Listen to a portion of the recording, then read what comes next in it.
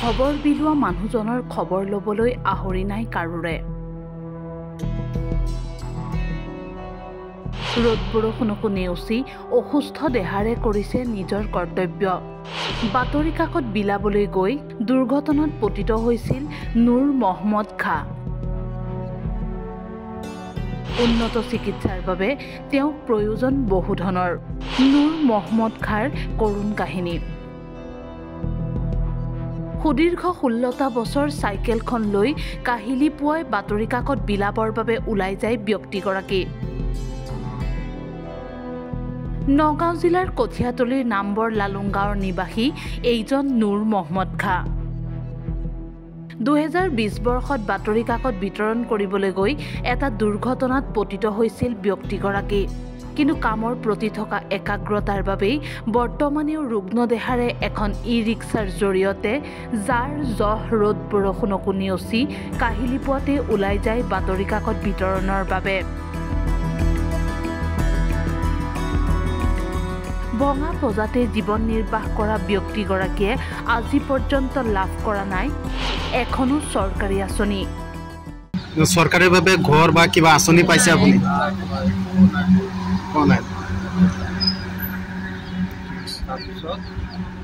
তেনেকৈ আৰু চলি আছোঁ।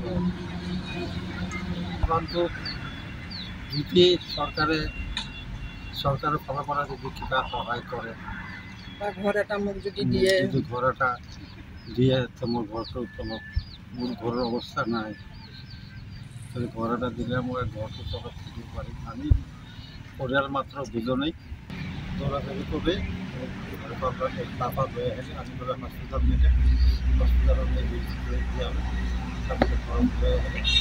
তেতিয়াৰ পৰা ঘৰতে আছোঁ আৰু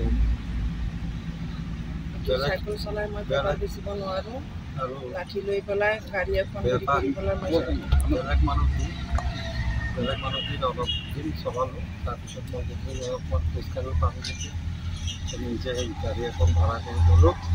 ভাড়া কৰি লৈ সেইখন গাড়ীতে পেপাৰ দিওঁ, ৰাইজক পেপাৰ দি আহি কেইখনমান পেপাৰ থাকি যায় 4-5খনমান, সেই কেইখন পেপাৰ লৈ মই মানে হোটেলত বহি থাকোঁ। কেতিয়াবা বিক্ৰী হয়, কেতিয়াবা নহয়। তাতে চাহ তাহ খাওঁ, খাই মেলি 9টা-10টা মানত ঘৰলৈ গুচি আহোঁ। সেয়ে ব্যক্তিগৰাকীয়ে বিচাৰিছে এটা চৰকাৰী আৱাসগৃহ। বৰ্তমান সময়ত তেওঁ অসহায়, সেয়ে চৰকাৰ তথা সাধাৰণ ৰাইজৰ পৰা তেওঁ বিচাৰিছে সহায়। পেপাৰ বেচি আছিলে যেতিয়া ভাল সময়তে চাইকেল লৈ পেলাই পেপাৰ বেচি আছিলে। ফাৰ্ষ্ট লকডাউনত তেখেতে চাইকেলৰ পৰা পৰি পেলাই এক্সিডেণ্ট হৈ পেলাই ভৰি এটা ভাঙিলে, কঁকালটো দুখ পালে। বৰ্তমান কিছুমান দিন সি পেপাৰ বেচিব নোৱাৰিলে। মই 2টা গাই গৰু আছিলে, মই পুহি আছিলোঁ, তাকে দি পেলাই মই টুকটাককৈ চলি আছিলোঁ। তাৰপিছত মই মানা কৰিলোঁ, তথাপিও আমাক প্ৰতিয়ে মানা নকৰিলে। মই নকৰোঁ, নালাগে পেপাৰত হেৰি কৰিবৰ কাৰণে, তেখেতে নামানিলে।